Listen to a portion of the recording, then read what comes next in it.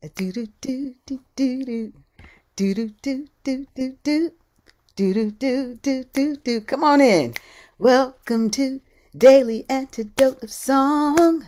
Welcome to Daily Antidote of Song. Welcome to Daily Antidote of Song, where your soul gets to shine on. I'm gonna do it again. Welcome to Daily Antidote of Song.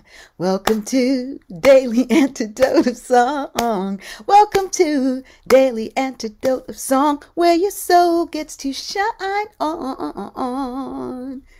Everybody here?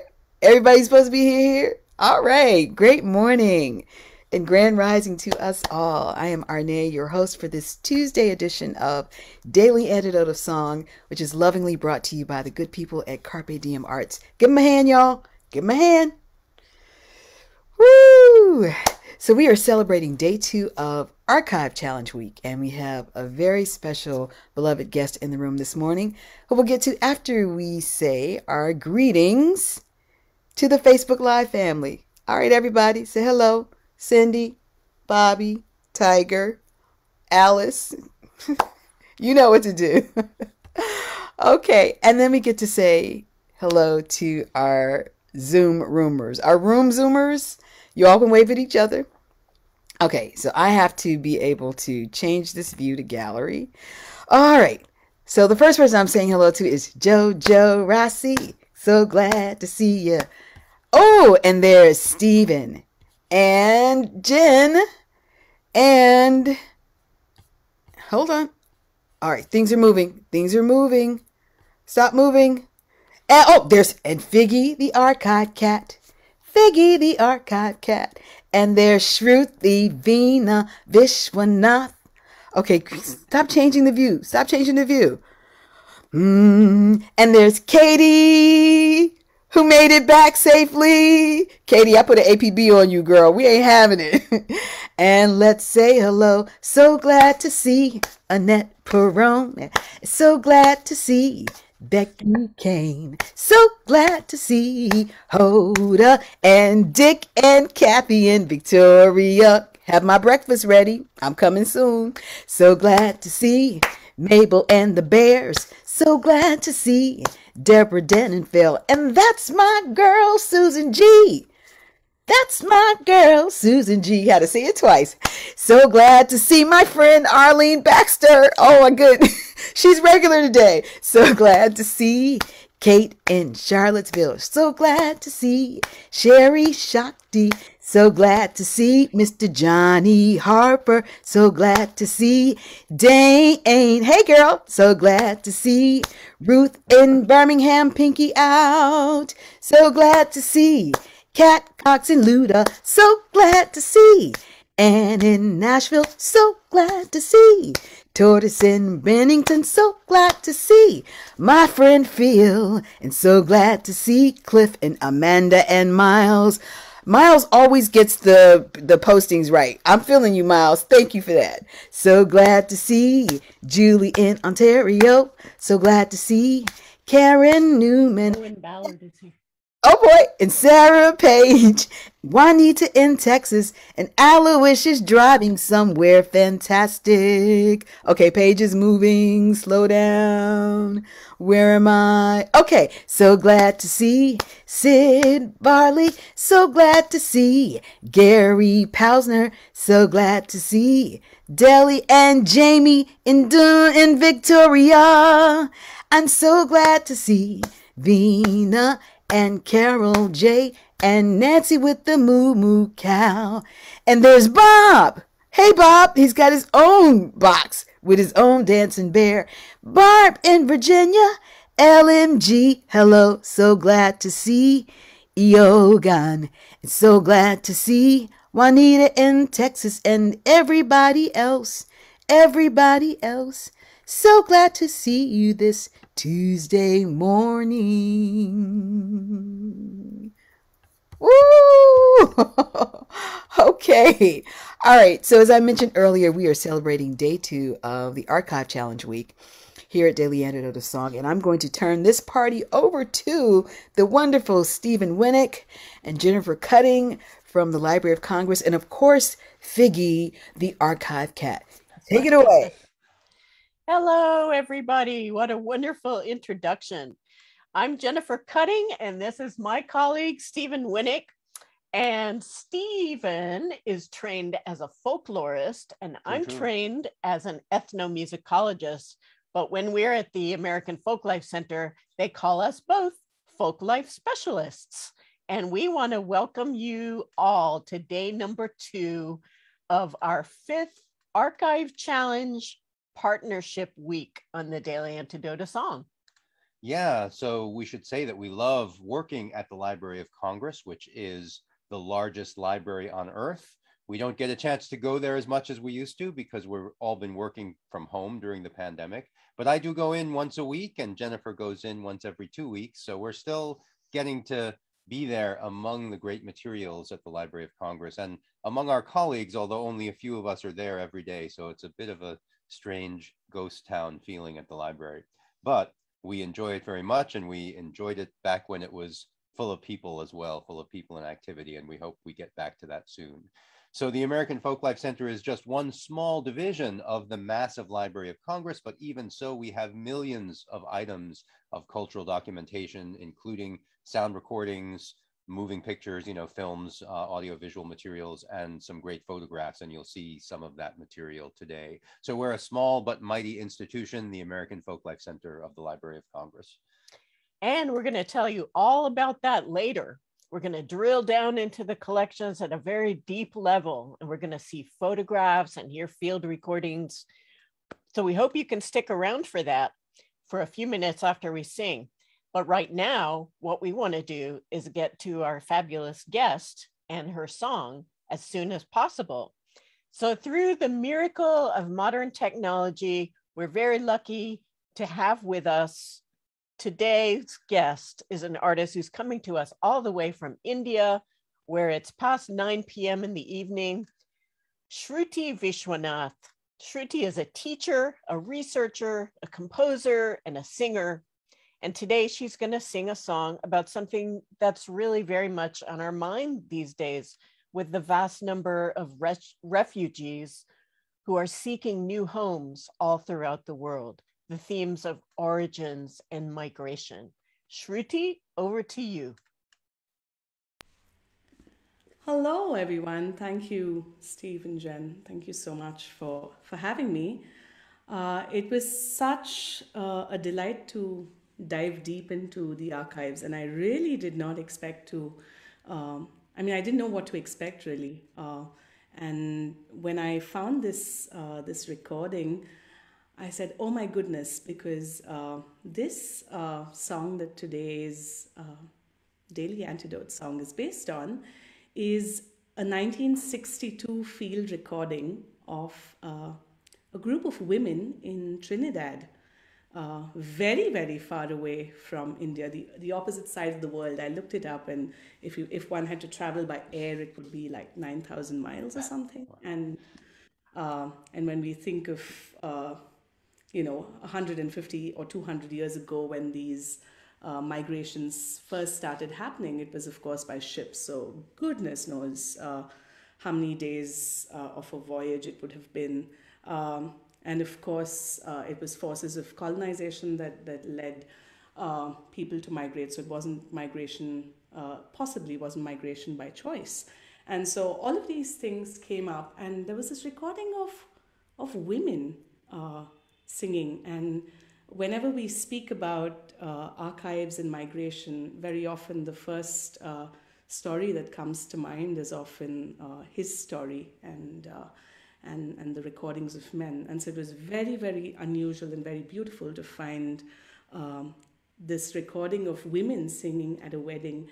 And I would really love to sing the song, but I also feel like I should honor this unnamed group of women first and just allow you to hear their voices. And it's a 1-minute recording. And maybe, Katie, I don't know if you'd like to pull up some photographs at the same time so we can just get a little visual context, and I'll share the audio so you just get a sense of where this is coming from, then we'll speak more.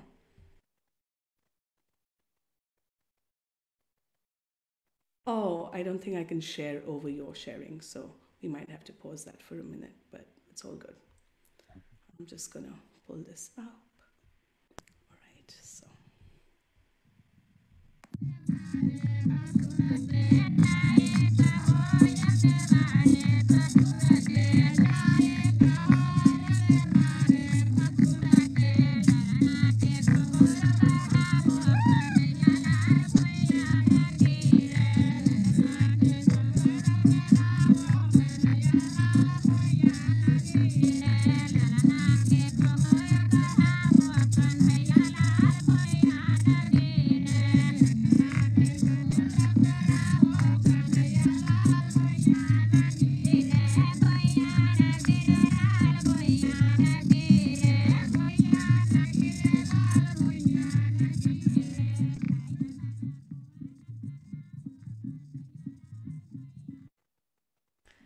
And when you have a recording like that, and you can hear there's a party going on. There's a literal party going on. It's a wedding, and the first thing that came to mind was a song by a 15th century mystic who I sing very often, and the name of that poet is Kabir. And Kabir has a beautiful song where he says that I don't belong to this country. He says none of us belong to this country. Hum Pardesi Panchhi. We're birds of a foreign land. We don't belong here. We actually belong somewhere else, in the boundless, in the limitless land. And I felt like there was something so beautiful, and I felt like these women's voices were speaking to that truth. And I think it's a truth that we need to hear more often, even today, whether we're sitting in the United States or in India. I think world over, where a lot of these questions are coming up, and identity and heritage, and who are we, where do we come from.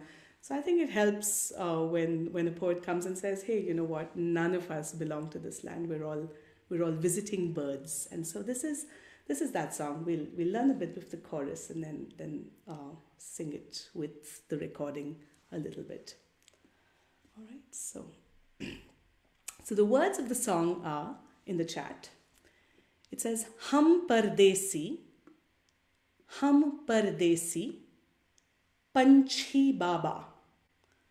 Hum Pardesi, Panchhi Baba, Ani de sira nahi. Ani de sira nahi. Let's do that, and that's going to be our main line for today. Hum Pardesi, Panchhi Baba, Ani de sira nahi. Hum Pardesi, Panchhi Baba, Ani de sira nahi. If you're feeling a little bit adventurous, we can do the next two lines. Ani de sira, log acheta. Ani de sira, log acheta. In this land, everyone is foreign. Everyone is unrecognizable. Ani de sira, log acheta.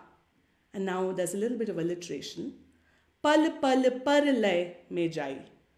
Pal pal par lay me jai. Pal pal par lay me jai. Ani de sira log acheta.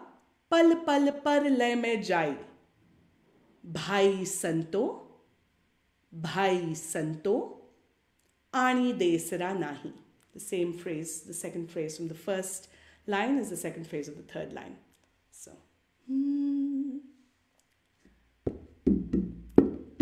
Hum Pardesi, hum Pardesi, hum Pardesi, Panchhi Baba, Ani de sira nahi.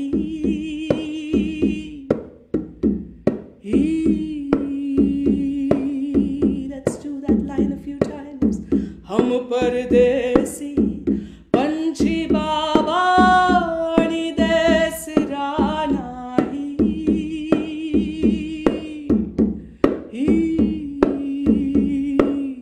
Hum Pardesi, Panchhi Baba, Ani de sira nahi.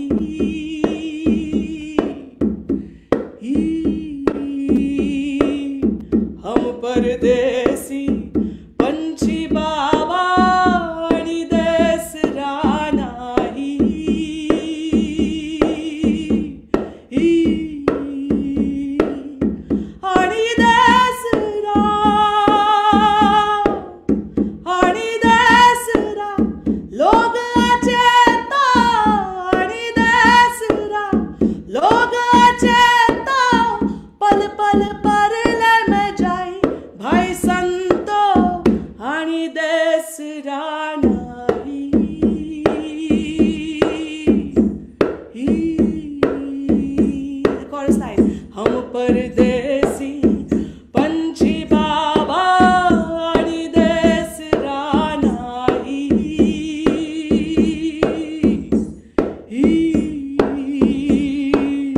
हम परदेसी पंछी बाबा आणि देस रानाई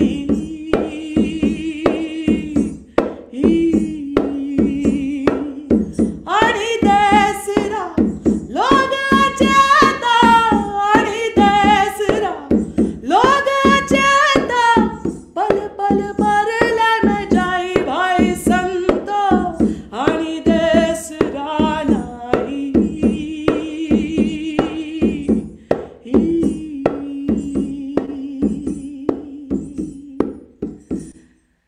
All right, so I think we have enough to deep dive into the song. This is from the Malvi tradition of Nirguni singing, Nirguni folk singing, which includes Kabir, who is this poet, and a whole host of other poets.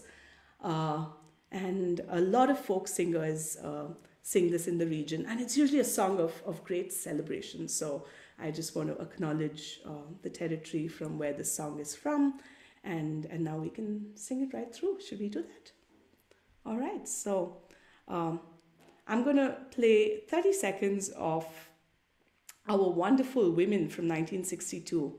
And then we will segue into the song as though, well, the lines between 1962 and 2021 have just magically blurred. All righty. Coming right up.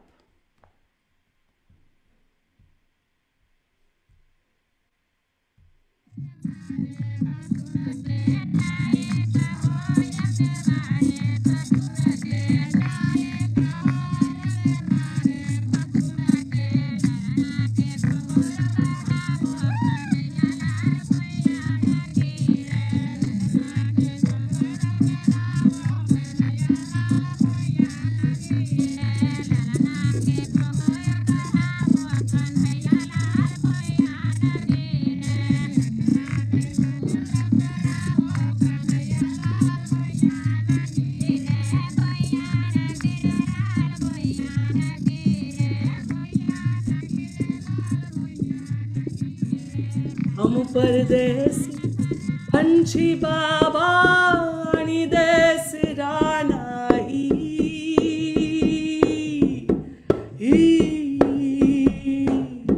हम परदेसी पंछी बाबा आणि देस रानाई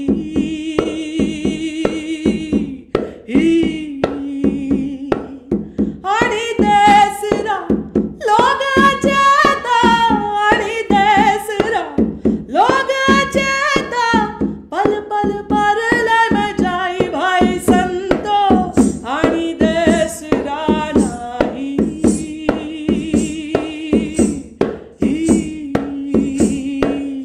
हम परदेसी पंछी बाबा आणि देसरा नाही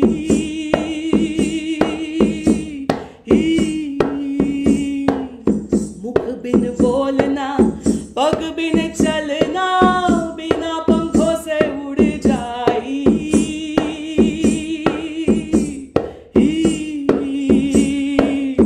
मुख बिन बोलना पग बिन चलना बिना पंखों से उड़ जाई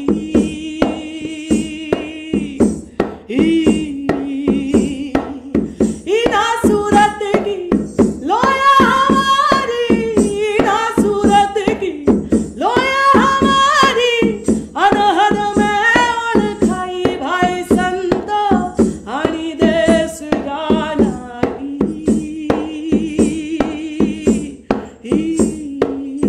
chorus हम परदेसी पंछी बाबा आणि देस रानाई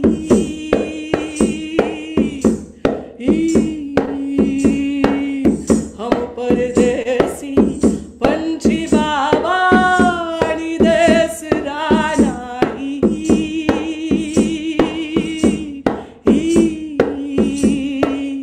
छाया में बैठू अग्नि सी लागे लागे धूप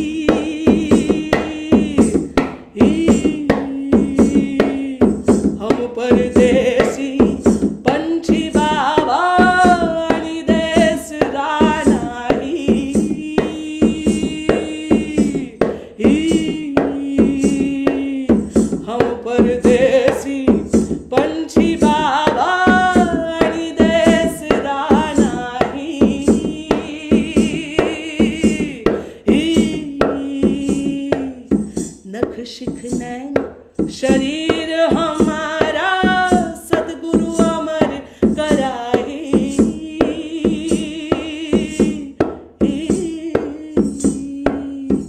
नख शिख नैन शरीर हमारा सतगुरु अमर कराए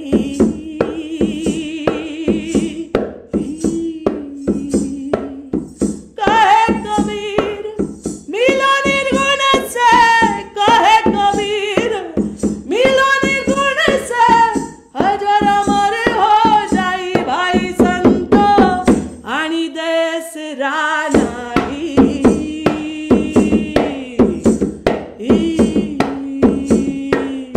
हम परदेसी पंछी बाबा आणि देश रानाई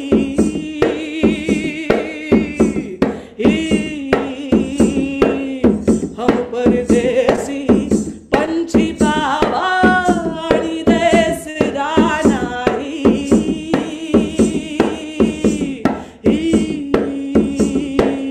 हम परदेसी पंछी बाबा आणि देश रानाई हम परदेसी पंछी बाबा आणि देश रानाई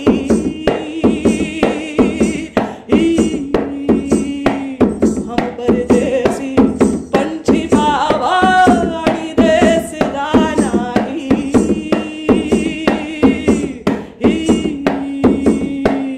हम परदेसी पंछी बाबा आणि देश रानाई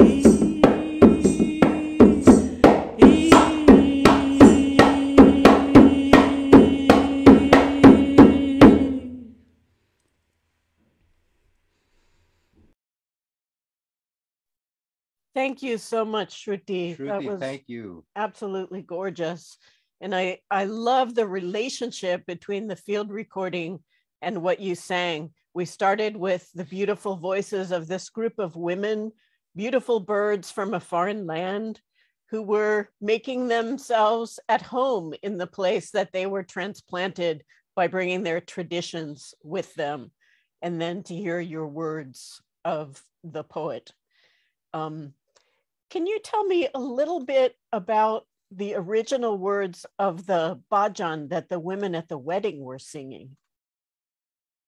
Well, the original words are in dialect of Old Hindi. I'm not sure. Uh-huh. I'm not entirely sure which region it is from. It's a bhajan in dedication of Lord Krishna. Uh-huh. So it speaks about Krishna and his flute and how they are dedicated to Lord Krishna, and there's celebration around worshipping this god. And there's so much call response in it. There's a leader and a chorus of women who are coming in with the response.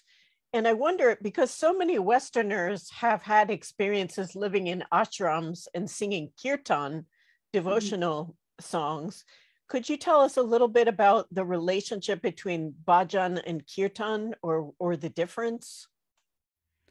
Well, I mean, essentially, it's part of the same stream of consciousness. It is just, I think, in some places people call it bhajan. Kirtan is more of the collective sound. It's more of a sound where, more of call and response. It's more obviously call and response because it's a community thing. And while bhajans are also community things, but a kirtan is definitely evokes more of a sense of just multiple people coming together, and it's all in the Indic tradition. It's sort of this and that, and there are people who will theorize about when it's a bhajan and when it's a kirtan, but actually the line is super fine. What I sang would be called a nirguni bhajan, whereas what the women sang could be called a bhajan. That's what it's labeled as in the archives, but it could also just as easily be called kirtan. Thanks. And they're all devotional. Yes, they're all of the heart. the path of the heart and the devotion. Yes, yes, very much so. Very So- much so. So I wanted to, first of all, thank you again for that wonderful performance and getting us all involved in that beautiful song. That was so lovely. I wanted to bring us to those photos that you had mentioned earlier and let people take a look at those. Katie, if you could share those photos, and I'll just mention a little bit about the context of the recording and how people can find more of this material. So as you can see, these are some drummers, and they may not be the same drummers that we were hearing while the women were singing, because their different instruments were being played during the singing than these. But these men were, they played for the wedding procession, and they also played outside the wedding as people came in. That's what was written in the field notes. But of course, some of them may also be the same drummers, just on different drums that were inside. We don't know that because Alan Lomax didn't write down any relationships among the drummers. So, but this is just to give you a sense of the you know, the festivities. And then we can go to the next photo.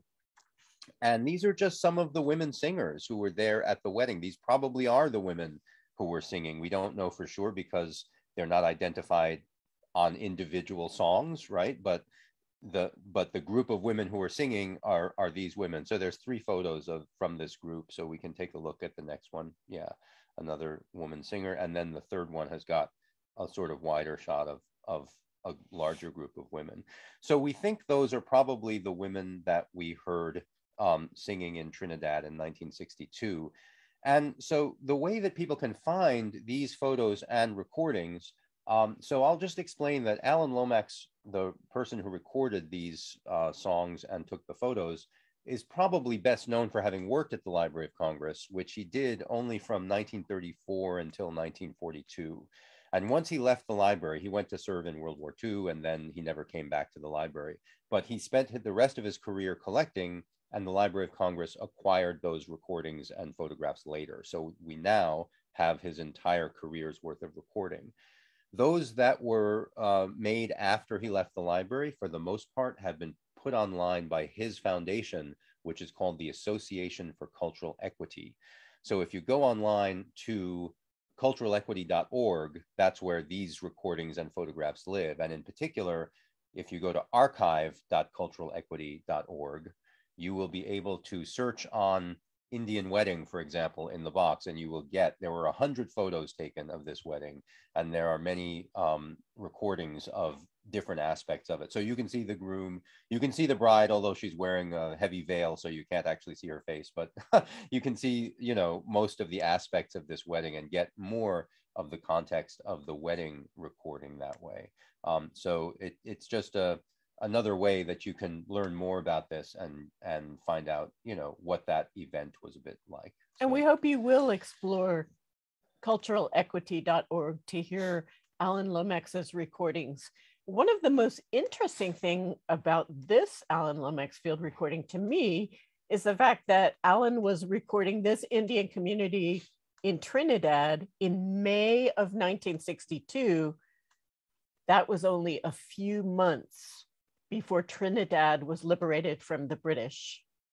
In August 31st, I think it was Liberation Day for Trinidad. And India was liberated from the British in 1947. So 15 years later, you have Indians who are living in Trinidad who are also being liberated from the British. So I thought that was really interesting. Did you have anything you wanted to say, Shruthi, about colonization or decolonization movement? Or Well, I think that I think that sharing this poem is my way of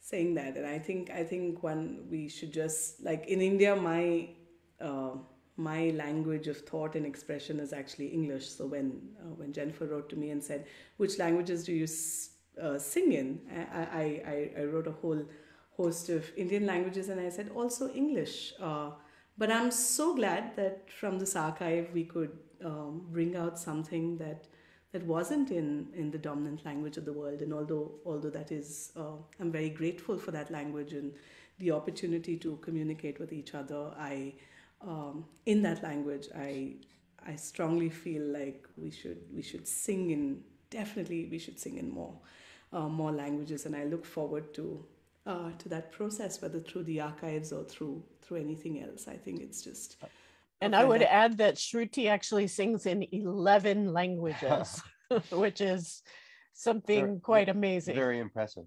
Shruti, another question that occurs to us, we have been celebrating various holidays in the last week or so, including today is in Mexican culture and in North America generally, the Day of the Dead. But it's also, I believe, the first day of Diwali today. Could you tell us a little bit about that holiday and about the celebrations that are beginning in India right now?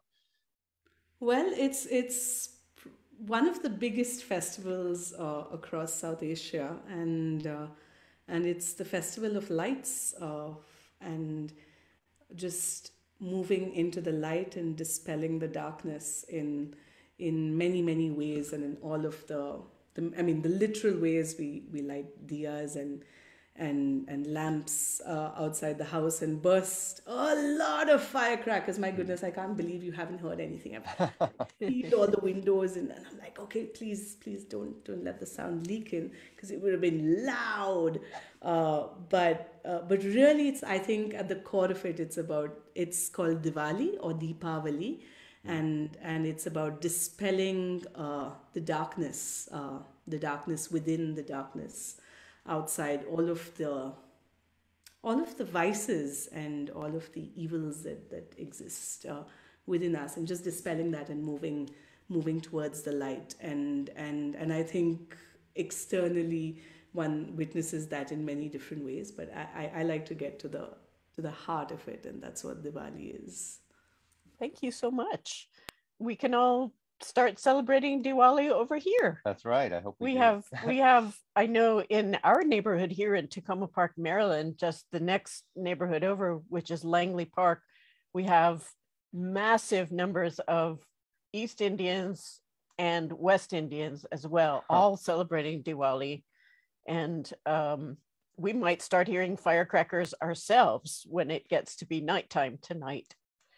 But speaking of darkness and triumphing over darkness, the darkness of the pandemic, I'm wondering how you fared musically during the pandemic. Did you use it as a time to create new things, research new things?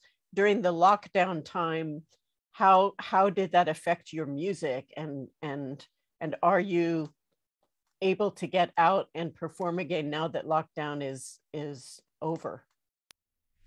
Well, it's getting over, and I just performed last weekend at my first live festival after 19 months, which is very, wow. very exciting. What a joyous reunion with people. Mm-hmm. Three-dimensional human beings, who would have thought? Right, yes. Who knew? But the lockdown has been a very, very beautiful and very intense process for me. When I actually found myself in lockdown in a little village in West Bengal, which is in in the eastern part of India. And I said, as an artist, what can I do? Because there was so much at that time, again, speaking about migrations, there were a lot of people in the cities, just daily wage workers and laborers who were just, with the overnight lockdown, they were just left without anything. And they actually walked back home. And many people actually walked several hundred miles to get back home. And it was hot. It was March, and March is like really hot. And there was stories of a lot of suffering. So I said, as an artist, what can I do? And one of the things I said is, I can offer song as a daily practice. And initially, well, the India lockdown was supposed to be 15 days. And so I said, every morning at 9, I'm going to sing, and people are going to join me on Zoom, something like the daily Antidote of song. And it was supposed to go on 15 days, and it's now been, 19 months. We're still at it 6 days a week. And it's been a beautiful process. I don't think I've created as much. I think my focus has really been on churning the songs that one already knows, and also seeing how these oral traditions can really transmit in the digital age. How what is the thing about these sacred oral traditions that were passed from one person to another, and now that we're in a digital world with everything like and the landscape of music in the world and everything has changed so much.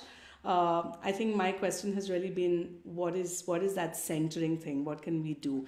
And so if you'd like to know more about our Indian daily antidote of song, which happens, I don't know at what time. It's probably sometime in the middle of sometime in the evening or the night for y'all. You're most welcome to write in. And how do the 6 days differ from the seventh? I've decided to give myself 1 day a week off these days. So. That was wise, I think. Yes. Well, how about we hear those beautiful words of the 15th century mystic again, Shruti singing "We Are All Birds of a Foreign Land." How about a reprise of that beautiful song, and we know it by now and can sing with you? Let's do it. All right. So, wonderful. I am just going to start this because I feel so moved by the women. We're going to listen to 30 seconds of that.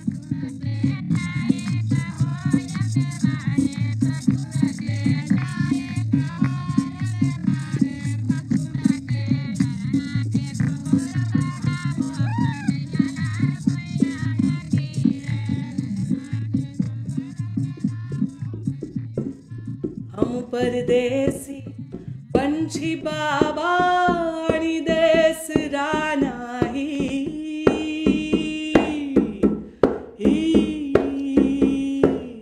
हम परदेसी पंछी बाबा आणि देस रानाही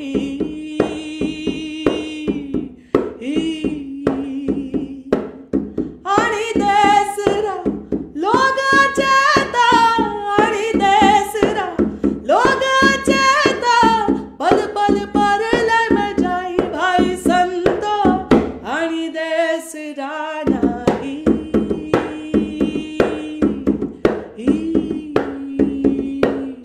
हम परदेसी पंछी बाबा आणि देसरा नाही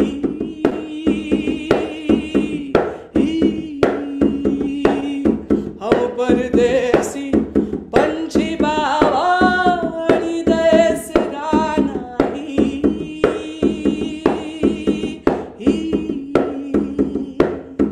आणि देसरा लोग चेता आणि देसरा लोग चेता पल पल पर लय में जाई भाई संतो आणि देसरा नाही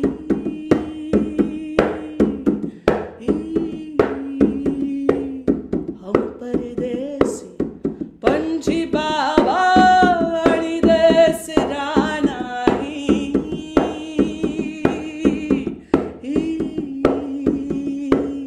हम परदेसी पंछी बाबा आणि देसरा नाही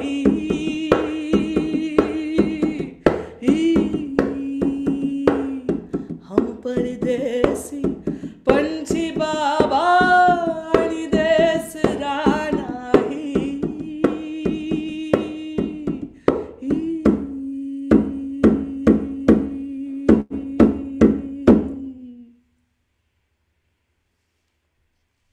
Shruti, thank you so much. And we wanted to ask you, because you brought it up and made it visible now, about your drum and your percussion instruments, because we heard bells before as well.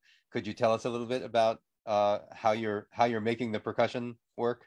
Well, this looks like a tabla, which a lot of y'all might know, but it's actually a bama. It's from the same village where I was in a lockdown last year, which I mentioned, and these are the ghungroos. This is not usually my instrument, my regular instrument. I picked it up because of this wonderful drumming that the women were singing along with, and I thought it could just go beautifully. And these are the ghungroos, the little bells which I had strapped to my toes. With rings on her fingers and bells on her toes, Right. she shall have music wherever she goes. It's an old rhyme. Thank you so much, Shruthi.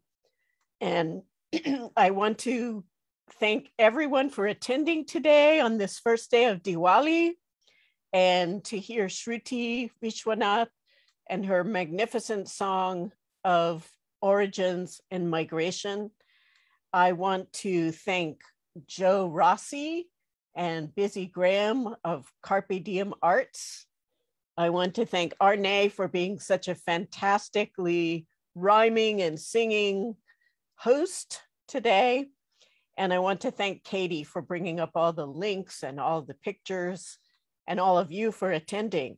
Yes, thank you to all the people who've made this possible. It's amazing how the team functions together to get these shows out. So it was just great to be here at noon for the Daily Antidote of Song. And tomorrow we're coming back with guests Emma's Revolution. That's Pat Humphreys and Sandy Opatow, to sing the song and to teach you the song Kitty Alone, a very, very old song. So we want to say goodbye for today, and we all go on our way much happier for having sung with Shruthi. Thank you, Shruthi. Thank you so much. Wow, wow, wow, wow. That was a whole mood. I'll tell you, Carpe Diem Arts knows how to party. Let's wind this up with an extra special thanks again to Stephen Winnick and Jennifer Cutting from the Library of Congress. Thank you so much for this inspired challenge. I definitely want in on one of these, y'all. Call me. We will. Fantastic. And we have to give it up for Figgy the cat. Someone's looking for Figgy. Figgy wandered off, so I can't show him to you again. But Figgy's busy. Figgy has things to do. He's got cat things to do, exactly. Okay, fantastic. So we thank you for that. And then, y'all, let's show some extra special love to our very special guest coming all the way from a magical waterfall somewhere in the world, Shruthi Veena Vishwanath. Yes! Woo! You can find her music on Facebook, Instagram, YouTube, Apple Music, Spotify. Support. Woo! Let's take a breath on that. So before we say our goodbyes, let me extend an invitation to any new people in the room to please stay at the end, and that's the end after everybody's gone home, to receive your very special welcome from JoJo. JoJo, put your hands up so everybody knows it's you. Okay, she's going to give you a special welcome, so make sure you stay. Okay, I think it's time to say goodbye to the Facebook family. Lovely having you here.